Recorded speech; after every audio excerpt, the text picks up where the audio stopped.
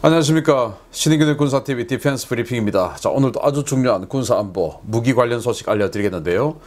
얼마 전에 우리 대한민국이 폴란드에 정말 어마어마한 무기 수출 계약을 체결하면서 이 유럽에 완전히 한국 방산 열풍을 일으키고 있는 중이었죠. 그런데 그 폴란드에 이어서 2탄이 준비되고 있습니다. 바로 루마니아인데요. 루마니아 아시다시피 흑해 연안에 있는 과거 공산국가였던 나라였죠. 그런데 지금 이제 소련의 멸망과 함께 자유민주주의 진영으로 들어왔고 현재는 나토 국가가 되어 있습니다. 이 루마니아가 자신들이 가지고 있던 과거 소련제 무기들을 대거 바꾸어야 되는 필요성을 이번 우크라이나 전쟁을 통해서 느끼고 있죠. 그래서 이 루마니아 국방부 장관이 한국을 방문해서 MOU 체결했는데 그게 지금 현지 언론이 자, 이러한 거 이제 한국제 무기로 도배할 것이다 라는 예측 기사가 나왔는데 정말 기분 좋습니다. 어떤 내용인지 보겠고요. 그리고 미국 해군 큰일 났습니다. 해군이 나라 미국 앞으로 구축함, 잠수함 이거 운용할 수 있을까 하는 이 굉장히 우려스러운 내용이 나왔는데 어떤 내용인지 보겠습니다. 신인균의 군사TV도 구독, 알림, 좋아요 눌러주십시오. 5가지 단신 먼저 보고 들어가겠는데요. 자, EU가 리비아에 가던 UAE의 불법 무기를 해상에서 납포했고 압수했다. UAE 배를 압수했다. 이 좀 의외스러운 내용인데요. 이 소식에서부터 대만이 미국 업체, 미군이 아니고 미국의 민간 군사 기업에서 KC-135R 공중급유기를 임대 추진하고 있다라는 소식까지 알아보겠습니다. 첫 번째입니다. 프랑스가 주도하는 유럽연합 해상기동부대가 현지 시각 11월 10일 북아프리카 해역에서 리비아로 향하는 화물선을 납포해 리비아로 향하던 수십 대의 차량형 장갑차를 압수했다는 소식입니다. UAE에서 제작된 모델로 확인되는데 이 문제를 놓고 가뜩이나 관계가 위태로운 유럽연합과 UAE의 관계가 또 한 번 삐걱거리고 있습니다.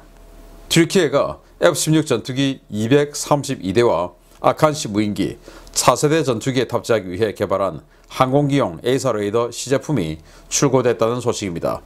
아셀산사가 개발한 이 레이더의 성능은 미국의 최신 에이사 레이더에 필적한다고 하는데 튀르키예의 선전대로 과연 그 성능이 나와줄지는 좀 더 지켜봐야겠습니다. 미 해군이 현용 전략원잠 오하이오급의 추가 수명 연장을 추진하고 있다는 소식입니다. 현재 개발이 진행 중인 차세대 전략원잠 콜롬비아급 초도함 전략화가 당초 계획된 2030년 10월보다 늦어질 것이라는 우려 때문인데요. 아무래도 미 해군 오하이오급을 2040년대 초반까지는 써야 할 것 같습니다. 프랑스와 이탈리아가 우크라이나에 대한 장거리 방공 시스템 공급 문제를 놓고 줄다리기를 한 끝에 결국 이탈리아가 총대를 매는 방향으로 상황이 정리되고 있습니다. 이탈리아 정부가 우크라이나에 샘프티 방공 시스템 1개 포대를 공급하는 방안을 놓고 프랑스, 우크라이나 당국과 협의에 들어갔다는 소식입니다.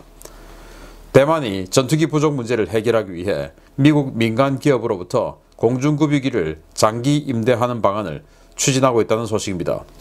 KC-135R 공중급유기 4대를 보유 중인 미국 소재 민간 군사기업 메타 에어로스페이스가 유력하게 거론되고 있는데 상당한 정치적 부담이 예상되는 이번 거래를 미 정부가 승인해줄지 지켜봐야 되겠습니다. 자, 이 사진을 유럽연합이 공개한 사진이에요. 이베다라는 겁니다. 근데 여기 지금 뭐 장갑차, 소형 전술 차량 장갑차가 잔뜩 실려 있는데 제가 보니까 이거 좀 그냥 합성 같아요. 합성. 그래서 이 상태로 싣고 갔다. 이건 좀 이렇게 보기는 힘들 것 같고 아무튼 이 배를 납포했는데 여기에 UAE가 리비아로 보내는 장갑차가 수십 대 들어있었다. 그런데 그 장갑차가 하프타르 반군, 그러니까 리비아의 서쪽에 수도인 트리폴리가 있죠. 그 트리폴리 수도를 장악하고 있는 정부군, 그리고 동쪽 이 이집트하고 국경 지역의 그 지역을 장악하고 있는 반군. 그런데 러시아라든지 UAE 이런 나라들은 이 반군을 지지하고 있었죠. 그 반군에게 UAE가 지지하고 있던 그 반군에게 장갑차를 수십 대 갖다 주다가 나토에 걸렸다라는 겁니다. 그런데 이 EU하고 지금 이 산유국 UAE, 사우디아라비아 이 산유국들이 사이가 지금 안 좋죠. 지금 우크라이나 전쟁 때문에 증산 좀 해달라 그러고 있는데 감산을 해버렸으니까 이런 상황에서 UAE가 납포됐다. 자, 이건 앞으로 UAE와 EU와의 관계가 어떻게 번질 것이냐 하는 중요한 사안이 아닐 수가 없다라는 생각이 드네요. 터키 아셀산 여기에서 A사를 이렇게 만들었는데 자기네들은 이게 F-16V에 들어가는 그 레이더보다 더 좋다라고 선전을 하고 있는데 F-16V에 들어가는 레이더 업그레이드 좀 해달라. F-16V형으로 업그레이드 해달라. 그 부분 좀 달라 했는데 미국이 거절했죠.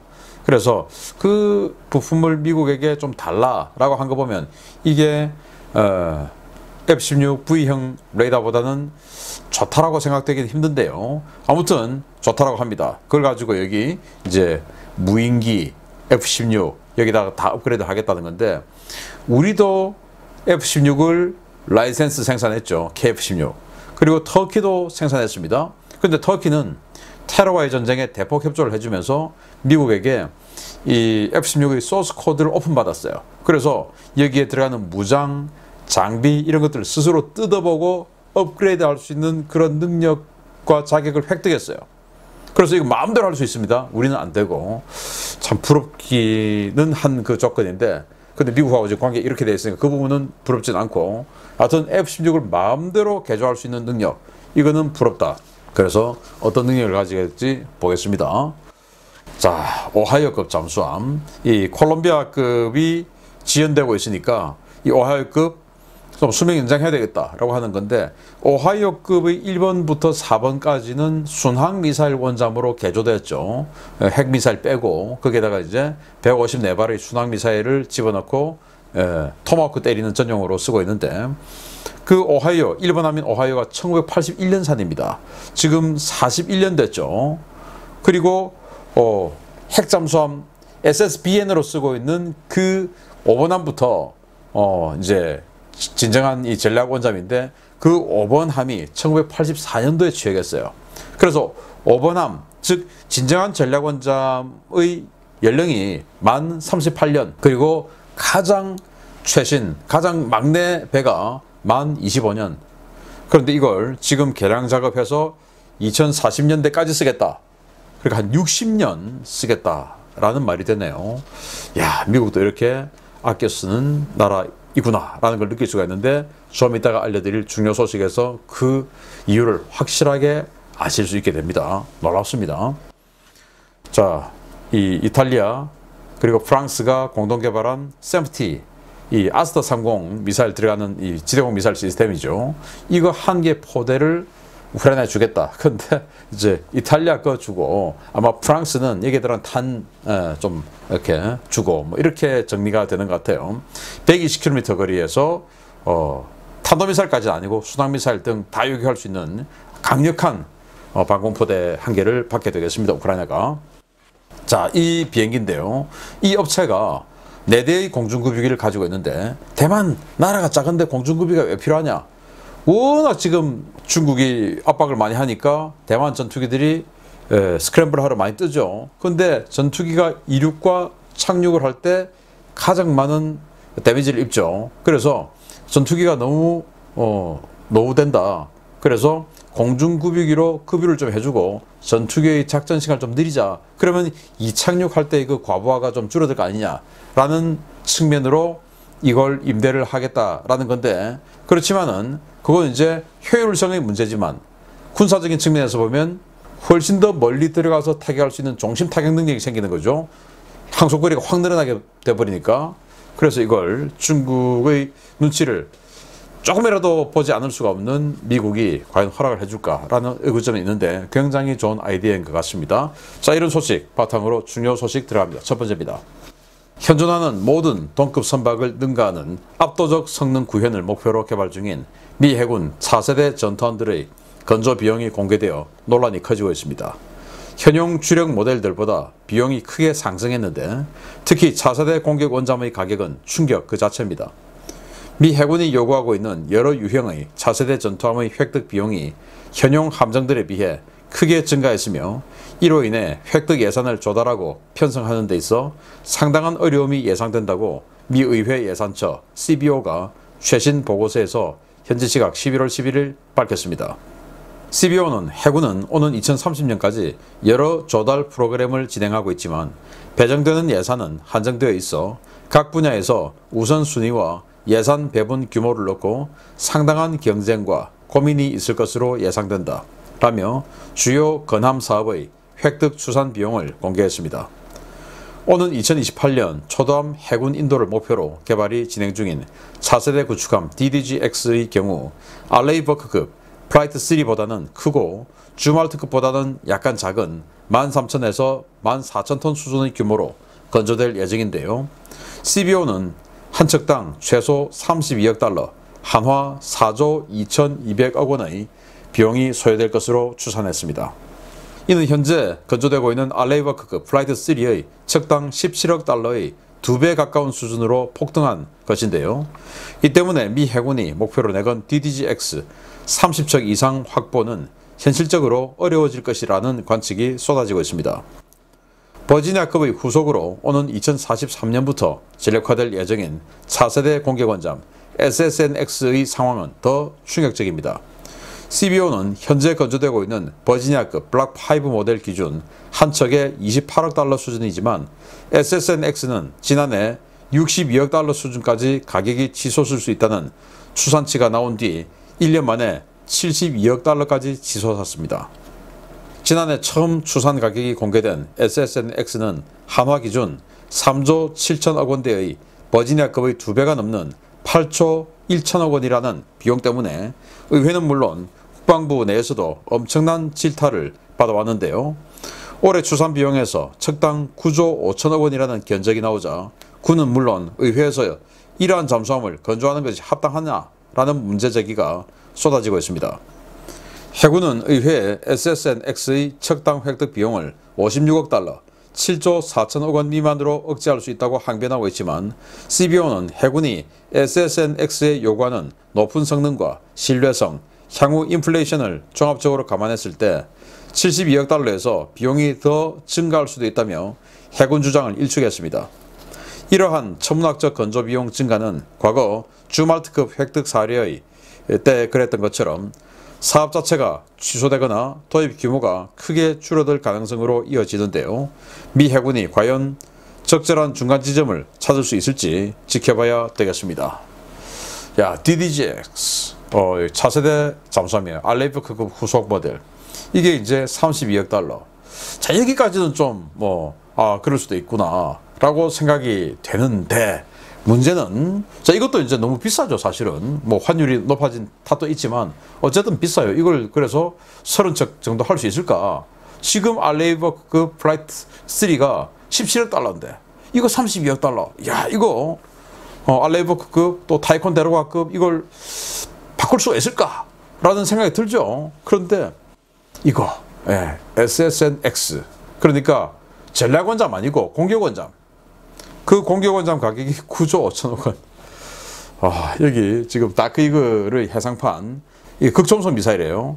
이걸 이제 6개 VLS에 심고 이런 상상도가 있는데, 이거 과연 9조 5천억짜리를 할 수 있을까? LA급 대체할 수 있을까?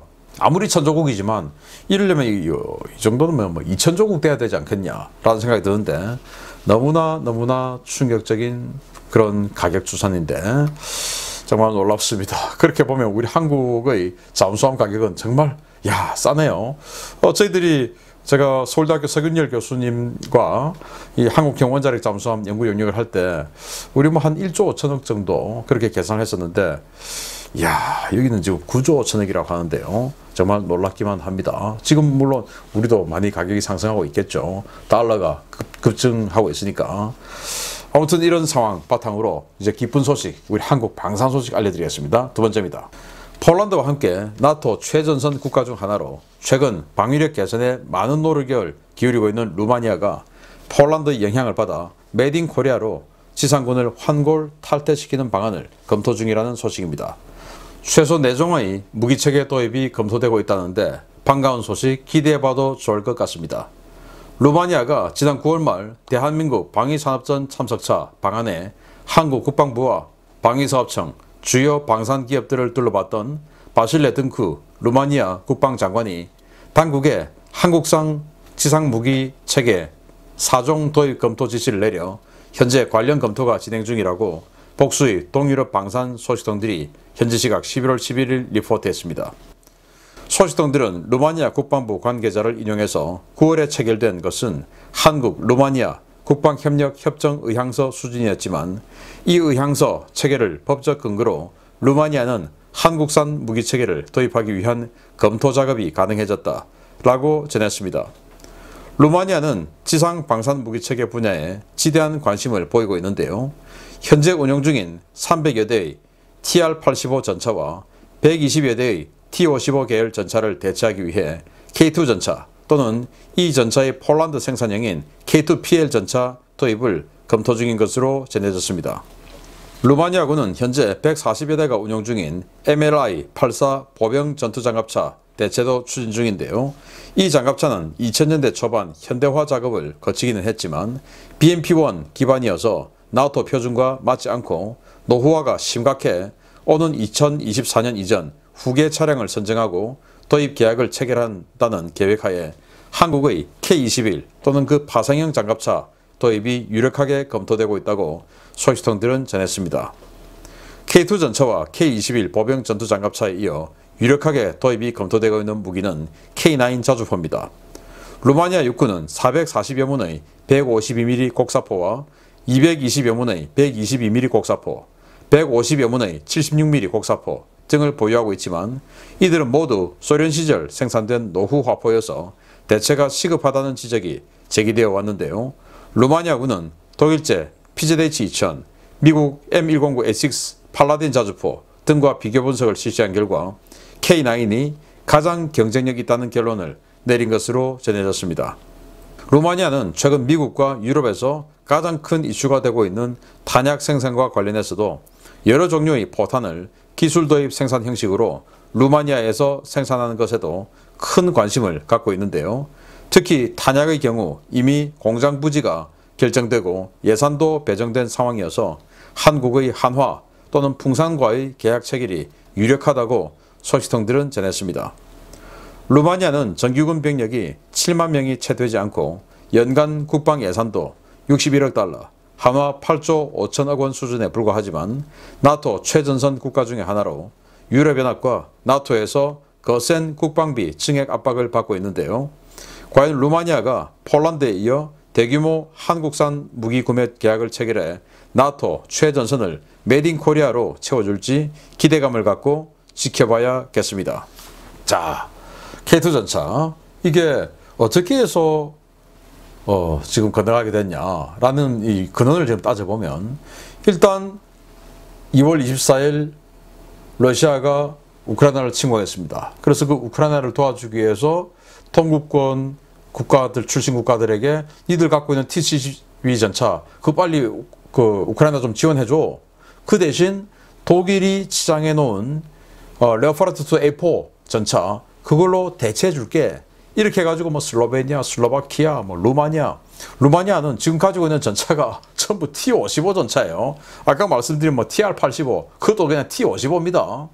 T-55 있고 T-72 전차가 한 60대 정도 있었는데 그 T-55하고 T-72는 그냥 세대가 다른 전차죠.